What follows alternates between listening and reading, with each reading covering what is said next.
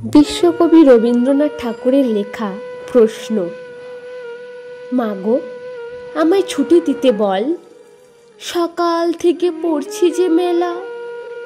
এখন আমি তোমার ঘরে বসে করব শুধু পড়া পড়া খেলা। তুমি বলছো দুপুর এখন সবে, না হয় যেন সত্যি হলো তাই। একদিনও কি দুপুর বেলা হলে বিকেল হলো মনে করতে নাই? আমি তো বেশ ভাবতে পারি মনে, সূর্য ডুবে গেছে মাঠের শেষে। বাগদি বুড়ি চুবড়ি ভরে নিয়ে শাক তুলেছে পুকুর ধারে এসে। আঁধার হলো মাদার গাছের তলা, কালি হয়ে এলো দিঘির জল। হাটের থেকে সবাই এলো ফিরে, মাঠের থেকে এলো চাষির দল।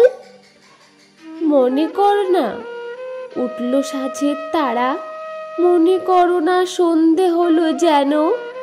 রাতের বেলা দুপুর যদি হয়, দুপুর বেলা রাত হবে না কেন? Thank you.